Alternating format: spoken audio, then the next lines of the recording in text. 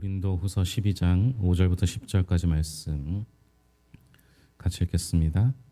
내가 이런 사람을 위하여 자랑하겠으나 나를 위하여는 약한 것들 외에 자랑하지 아니라 내가 만일 자랑하고자 하여도 어리석은 자가 되지 아니할 것은 내가 참말을 함이라. 그러나 누가 나를 보는 바와 내게 듣는 바에 지나치게 생각할까 두려워하여 그만두노라.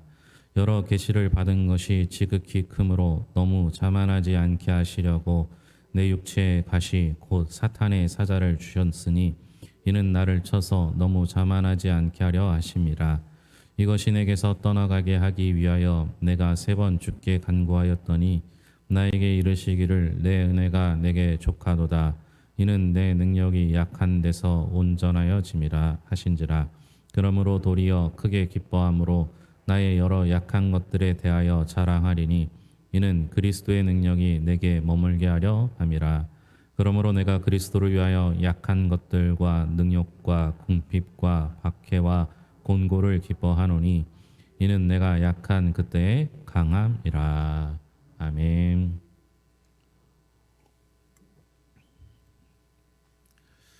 우리 하나님이 우리에게 주시는 놀라운 사랑은 얼마나 큰지 그 크기를 가늠할 수가 없습니다. 하나님께서 내게 주신 그 사랑의 크기를 가늠할 수 없다는 것은 사실은 비교할 수도 없다는 이야기입니다. 우리가 크기를 가늠하지 못하면서 어떻게 비교를 할 수 있겠습니까? 결국 하나님께서 우리에게 주신 놀라운 사랑은 모두에게 공평한 사랑이라고 믿습니다. 우리 하나님의 사랑은 그럴 수밖에 없죠. 그러나 성경에 보면, 특별히 사복음서에 보면 예수님의 사랑은 편애하는 사랑처럼 보입니다. 물론 예수님이 12제자 중 3명을 특별히 데리고 다니셨지만 그를 더 사랑했다라고 기록하는 것은 요한복음밖에 없어요. 근데 요한복음은 자기 자신이 기록하면서 하나님께서 자신을 더 사랑한다라고 믿었던 사람이잖아요. 그러나 예수님의 제자들, 3명의 제자들을 특별히 편애하셨다라고 보기보다는 사복음서에 나오는 가난한 이들, 연약한 이들, 힘들고 어려운 이들, 병에 고통받는 이들을 더 사랑하셨음을 보여주고 있습니다. 예수님의 사랑은 이렇게 부족한 사람들에게 집중되어 있습니다. 그렇다면 나의 부족함은 예수님의 사랑이, 예수님의 관심이 집중되는 기회일 수 있습니다. 하나님께서는 하나님을 필요로 하는 사람들을 더 관심을 가질 수밖에 없고 더 사랑할 수밖에 없기 때문입니다.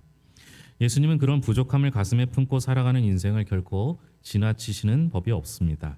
우리의 부족함은 하나님의 능력이 머무는 자리가 됩니다. 다 그런 건 아니겠지만 제가 아는 미인들은 대부분 몸이 약하든지 뭐가 좀 부족함을 보게 됩니다. 그러므로 하나님은 늘 공평하시죠. 모든 걸 다 가진 사람은 없습니다. 바울은 장점만큼이나 단점을 가진 사람입니다. 아마 단점이라고 보기보다는 핸디캡이라고 말하는 것이 더 어울릴 듯 하지만 크게 3가지 정도의 장애를 갖고 있는 듯 합니다. 첫 번째는 안질의 병입니다. 바울 서신을 보다 보면 바울이 직접 쓰지 않고 대필한 경우를 보게 됩니다. 건강이 약해서이기도 하지만 사실은 잘 보이지 않아서이기도 합니다. 성경 곳곳에, 특별히 바울 서신 곳곳에 그의 눈 상태를 짐작할 만한 힌트가 빈번하게 등장합니다. 두 번째는 심한 말 더듬이었습니다. 바울의 글을 읽고 바울의 말을 들으러 온 사람들이 많이 실망한 것을 보게 됩니다. 그래서 그는 글에는 능하나 말에는 졸하다라고 표현하기도 합니다.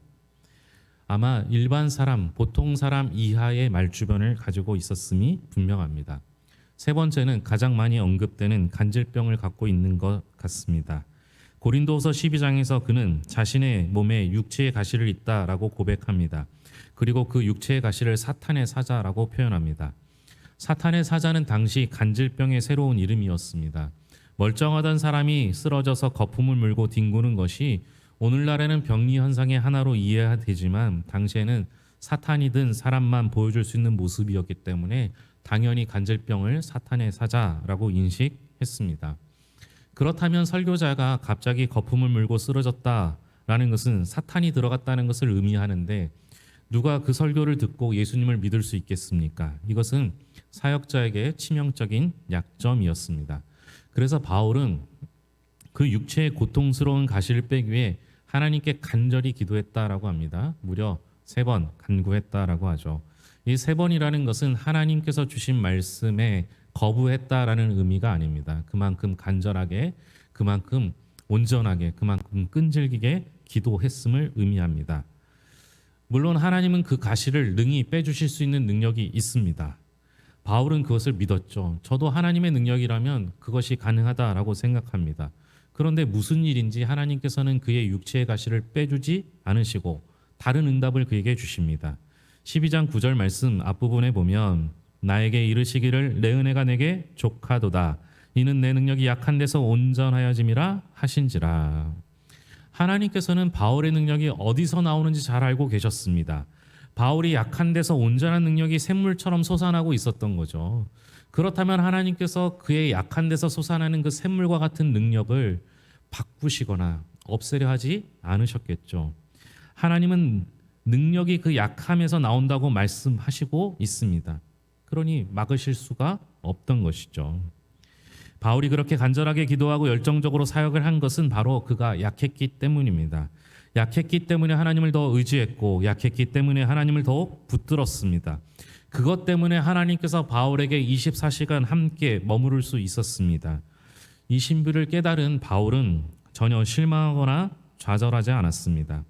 이 석연치 않은 하나님의 응답 앞에 바울은 이렇게 반응합니다. 12장 9절 뒷부분에 보면 그러므로 도리어 크게 기뻐함으로 나의 여러 약한 것들에 대하여 자랑하리니 이는 그리스도의 능력이 내게 머물게 하려 함이라. 이 고백을 보면요, 바울은 나의 약함을 받아들이겠다라는 의미로 사용하지 않습니다. 담담히 그것을 그냥 인내하겠다, 감내하겠다 이렇게 말하지도 않습니다. 바울은 이 약한 것을 오히려 자랑한다라고 말하죠. 얼마나 놀라운 그 고백입니까? 그가 약한 것을 공개하는 수준이 아니라 자랑하는 수준으로 고백하는 것은 그리스도의 능력이 머무는 곳이 바로 자신의 약한 곳임을 깨달았기 때문입니다. 부족함은요, 하나님의 능력이 머무는 곳이 됩니다.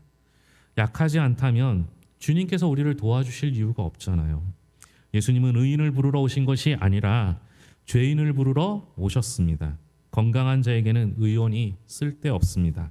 병든 자에게 의원이 필요하듯 약한 것을 자랑하는 사람에게 예수님은 능력을 부어 주십니다.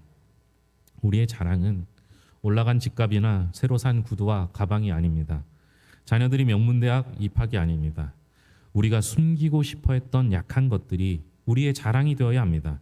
그곳에 하나님의 능력이 머물기 때문입니다. 어떤 목사님이 책에서 소개한 2 가정 이야기입니다. 장애를 가진 2 가정의 이야기인데요. 여러분 장애를 둔 자녀를 둔 부모의 마음은 어떠할까요? 이 2 가정을 소개하면서 많은 것을 배우게 됩니다. 한 형제의 나이는 30이고 중증 자폐를 안고 살아갑니다. 간단하게 고개를 끄덕이면서 인사하는 것 외에는 다른 의사 표현을 하지 못합니다. 손에는 수건이 묶여 있고 간간히 자신의 뜻대로 되지 아니하고 자신이 마음이 상하거나 기분이 나쁘면 벽에 머리를 심하게 박기도 합니다. 여러분, 그런 자녀를 30년 이상 키워야 했던 부모의 심정은 어떠할까요? 2 번째는 초등학생 자녀를 둔 가정입니다. 이름은 다윗이에요. 다윗 역시 자폐 판정을 받았습니다. 주일날 부모가 교회에 와서 하는 일은 아주 간단합니다. 다윗을 찾으러 다녀야 합니다. 조금만 방심하면 강대상 위로 올라가고 위험한 곳으로 천진난만하게 다름박질하기 때문입니다. 다윗이 태어나서 얼마 되지 않았을 때 다른 아이와 약간 다른 점을 발견했습니다. 부모가 아이를 병원에 데려가 테스트하고 결국 자폐 판정을 받고 괴로워하는 모든 과정을 지켜보았습니다. 부모는 아이가 목회자가 되기를 바라서 그의 이름을 다윗이라고 지었는데, 그런데 아이는 말보다 울음과 행동으로 반응을 먼저 보이기 시작했고 부모의 눈물과 아픔은 그와 동시에 시작됐습니다. 만일 우리에게 이런 아픔을 가진 자녀가 태어났다면 여러분들의 반응은 어떠하시겠습니까? 놀랍게도 우리 교회에서 가장 신실하고 가장 열정적으로 주님을 사랑하고 주님께 기도하고 교회를 섬기는 분은 다름 아닌 이 2 형제의 가정, 그 부모님들입니다. 금요 성령 집회 때 나와서 강대상 가장 가까운 곳에서 가장 애절한 목소리로 눈물을 흘리며 주님께 기도하는 분들도 이분들입니다. 모든 일에 하나님을 의지하고 하나님께 모든 것을 맡기는 것도 다름 아닌 이 부모님들입니다. 하나님을 원망하는 말도 들어보지 못했고 신세 한탄하는 것도 보지 못했습니다. 단지 그들이 아는 한 가지는 하나님이 없이는 살 수 없다는 것뿐입니다. 하나님이 계시다면 어떻게 우리에게 이런 일이 일어났을까라고 묻지 않고 하나님이 계시지 않았다면 우리가 어떻게 이 고통을 이겨낼 수 있을까 하며 오히려 감사하고 안도의 한숨을 내쉽니다. 이 풍랑으로 인하여 더 빨리 갑니다 라는 새 찬송가 373장의 가사는 이분들에게 가장 어울리는 고백입니다. 그런 버거운 인생의 무게 앞에서 하나님이 계신데 어떻게가 아니라 하나님이 계시기 때문이라고 반응했던 것이죠.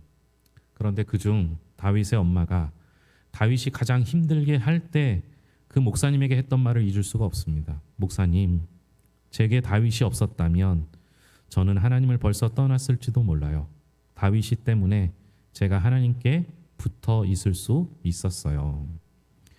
본인들의 고백처럼 부족함 때문에 이 가정은 하나님을 떠나지 않았는지도 모릅니다. 다윗은 이 가정을 붙들어 주시는 닭과 같은 역할을 했던 것입니다. 우리 교회에서 예수님의 가장 큰 관심을 받고 있는 가정이 있다면 이분들의 가정일 것입니다.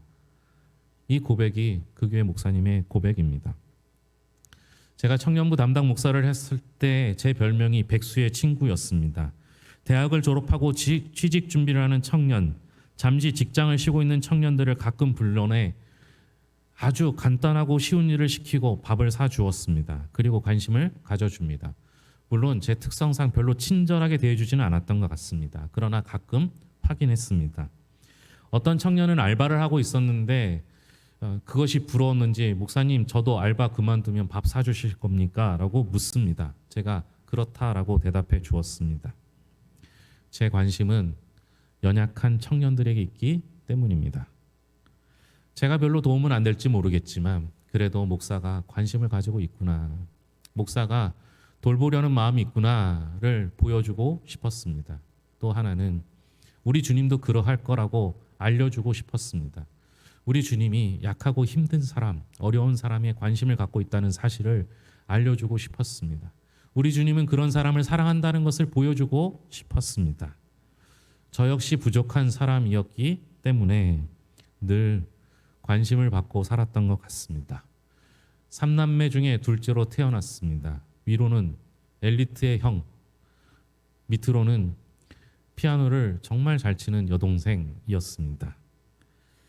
그래서 그런지 더 부족한 제게 우리 부모님이 가장 가까이 계시고 지금도 많은 도움을 받고 살아가고 있습니다. 목회를 하면서 가끔 하나님께서 저를 불쌍히 여기시는구나 라고 생각할 때가 있습니다. 정말 힘들고 지쳐 있을 때, 아니 내 능력이 너무나 부족해서 아무것도 하지 못한다라고 여겨질 때, 성도들을 돕고 싶은데 힘이 없다라고 생각할 때 하나님께서는 제게 정말로 좋은 성도님들을 보내주셨고 저를 위로해 주셨습니다. 가끔 제 잘난 맛에 사는 것 같아도 하나님 없이는 살 수 없음을 고백하게 하셨던 것이죠. 예수님은 모두를 사랑하시지만 부족함을 끌어안고 하나님 없이는 하루도 견디기 힘든 사람들에게 특별히 더 많은 관심을 갖고 계십니다. 부족함 때문에 오늘도 부지런히 하나님을 찾고 있다면, 하나님 없이는 살 수 없다고 고백하고 있다면 여러분들은 충분히 행복한 사람입니다. 하나님 감사합니다. 하나님, 부족하고 연약한 우리들을 사용하셔서 하나님의 나라를 일구어 가시는 하나님의 놀라운 은총에 감사드립니다. 내가 약해서, 부족해서, 아파서, 힘들어서, 부끄러웠는데 오늘 말씀을 통해서 내가 부끄럽게 여겼던 것들, 내가 하나님 앞에 너무 약해서 내놓을 수 없었던 그곳에 하나님의 능력이 머물고 있음을 보게 되었습니다. 하나님 아버지, 이제 우리의 강함을 자랑하는 자가 아니라 우리의 약함을 자랑하는 자 되게 하여 주시옵소서. 나를 자랑하는 자가 아니라 하나님을 자랑하는 자 되게 하여 주시옵소서. 하나님 아버지, 우리의 관심이 내가 아니라 우리 주님, 우리의 주어가 내가 아니라 우리 주님이 될 수 있도록 인도하여 주시옵소서. 각자의 사정이 다 다른 줄로 압니다.